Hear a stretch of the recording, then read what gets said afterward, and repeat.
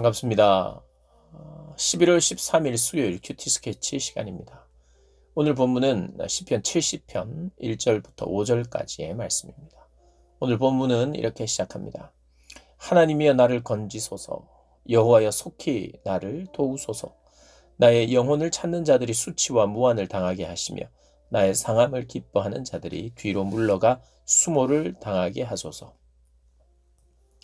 예, 오늘 본문은 우리에게 어떻게 예배자가 하나님 앞에 기도해야 되는지 찬양하는지를 배울 수 있는 본문입니다. 물론 시편, 모든 시편이 그리고 모든 성경이 어떻게 하나님 앞에서 살아야 될지를 말하고 있습니다만은 이 예배자들은 그 하나님을 찾는 자들은 어떤 하나님을 기대하면서 기다려야 되는지 인내해야 되는지를 배울 수 있는 그런 시편입니다. 물론 이제 시편에 여러 탄식을 하고 있는 탄식시들이 있고요. 감사를 하고 있는 감사시도 있습니다. 그러니까 탄식하고 있는 시나 감사하고 있는 시가 또 이렇게 같이 연결이 되어 있기도 합니다. 한 내용 안에 탄식도 하지만 탄식으로 시작하지만 감사, 탄식으로 시작하지만 신뢰하면서도 또 되풀이되는 상황 때문에 탄식하기도 하는 것이 이렇게 시편을 보면 자주 발견되는 거예요. 사실 어떨 때는 이미 신뢰하면서 끝을 냈으면 좋겠는데 신뢰하면서 끝을 내고 나서 또 탄식하고 또 탄식으로 끝나는 경우도 있더라는 거예요. 그런데 그게 우리가 책을 볼 때, 글을 볼 때는 좀 답답해요. 왜 그렇습니까? 항상 해피엔딩을 기대하기 때문이에요. 실제를 기대한다면 이게 더 피부에 와닿죠. 나를 구원해 주십시오. 그래서 마치 구원을 얻은 것처럼 기뻐합니다. 그런데 또 구원을 해달라고 하는 게 우리가 보통 책을 보면 해피엔딩을 원하기 때문에 그게 좀 어색하고 좀 이게 뭐야 하는 생각이 들기도 합니다. 그런데 그게 더 실제죠. 왜냐하면 우리의 생애가 늘 해피엔딩이 아니거든요. 하루하루 해피엔딩이 아니잖아요. 어떤 날은 해피엔딩도 되지만 어떤 날은 탄식하면서 잠을 자기도 합니다. 또 마치 구원을 받은 것 같이 문제 해결이 되었다가도 그 다음 날은 또다시 탄식할 수도 있는 것이 우리의 생애예요. 그러면 시편이 하나님이 우리 돕지 않는다는 뜻이 아니라 한 번 도울 때 제대로 돕지 왜 또 탄식할 수 있는 상황을 주시느냐. 우리가 이렇게 접근하는 것이 아니라 우리의 삶 자체가 내 잘못이 많아서 사실 나의 연약함이 많아서 하나님께 탄식하는 경우도 많거든요. 그리고 죄된 이 세상의 상황이라는 것은 내가 잘해도 어려운 상황을 맞이할 수 있습니다. 오늘 시편은 이 시인이 내가 잘못하거나 내 잘못의 결과로 이렇게 나타나는 증상들이 반복되는 상황이라기보다는 포로로 끌려가 있는 것 같은, 포로로 끌려가서 삶 자체가 거의 죽음을 각오해야 할 만큼 죽을 지경이 되고 있고 괴롭히는 자들이 있고 전쟁으로 인하여 나를 대적하는 자들이 있는 상황이에요. 그래서 언제 죽을지도 모르는 그런 죽음에 대한 위협을 가지고 있어요. 오늘 당장 2절에 나의 영혼을 찾는 자들이, 나의 상함을 기뻐하는 자들이 있는 거예요. 그러니까 이런 상황, 굉장히 고통스러운 상황입니다. 포로기와 같은. 그런데 2절을 보면 나의 영혼을 찾는 자들이 수치와 무한을 당하게 하시며 나의 상함을 기뻐하는 자들이 뒤로 물러가 수모를 당하게 해달라고 하나님 앞에 간구해요. 솔직한 간구죠. 생명의 위협을 한 내 목을 죄어오는 이 사람들의 손을 꺾어달라고 하는 것이 당연한 기도죠. 나의 대적에 대한 하나님, 이 고통의 자리에서 나를 벗어나게 해 주십시오. 속히 나를 건져 주십시오. 왜 하나님께 이렇게 기도합니까? 그분이 건질 수 있는 분이기 때문이죠. 그러니 우리가 어떻게 찬양하는지를 배우는가?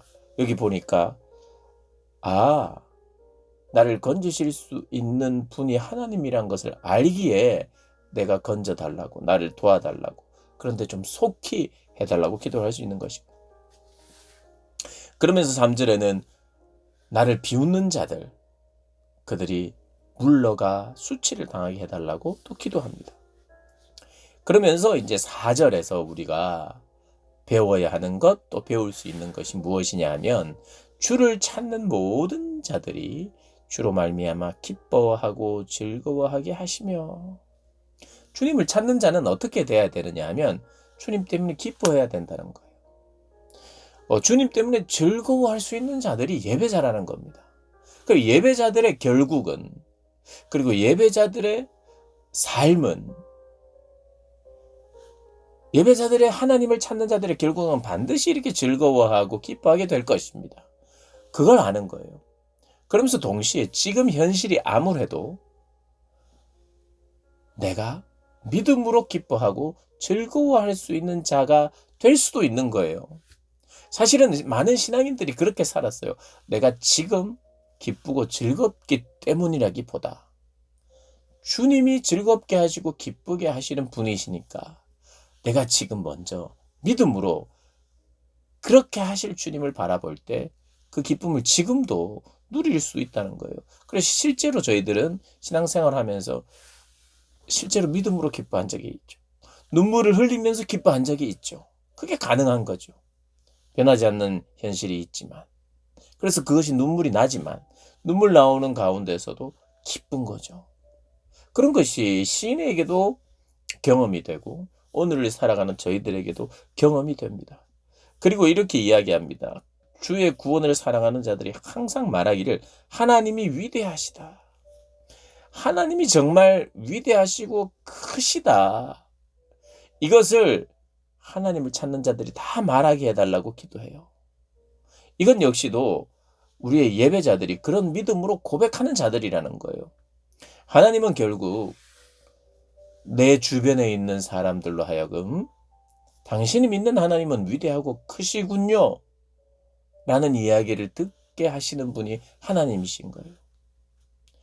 우리가 하나님의 이름을 가지고 다른 사람들한테 장담할 필요는 없어요. 그러나 우리가 믿음으로 우리는 스스로 확신하고 장담해야 돼요. 하나님은 나를 정말 기쁘게 하고 즐겁게 하고, 또 하나님은 위대하시기 때문에 나에게 행하신 그 위대한 일을 누군가가 볼 때 정말 당신의 하나님은 위대합니다라고 고백하게 되어 있고 그 고백을 듣게 될 겁니다, 여러분. 요즘 기독교가 조롱받는 시대에 살고 있어서 내가 믿는 하나님에 대한 확신과 자랑을 못할 때가 있어요. 좀 소극적일 때가 있어요. 그러나 확신하셔야 합니다, 여러분. 내가 주를 정말 진심으로 찾고, 주님을 찾는다는 이유는 그분을 따르겠다는 거잖아요. 그분의 말씀대로 내가 순종하면서 그분의 역사를 내 삶 속에 이렇게 나타내고 이루기를 원한다는 거잖아요. 주님을 찾는다는 게. 그러면 그들이 주님을 찾았을 때 구원의 하나님을 만나게 되고 또 그 하나님의 역사를 경험하게 될 것이고, 그 역사를 경험하게 될 때 주변 사람들도 보게 될 것이며 그것을 통해서 하나님을 인정하게 될 것이라는 그러한 하나님이 열어놓으신 길이 분명히 있다는 거예요. 그 가운데에 우리가 핍박이 있기도 하고 우리가 위축되는 순간도 분명히 있을 것이지만, 분명한 것은 우리가 하나님을 그렇게 진심으로 사랑하고 섬길 때 주변이 그것을 보고 놀라고, 그리고 주변이 그 하나님을 인정하게 되는 것이 성경의 약속이에요. 고난이 없다는 것이 아닙니다.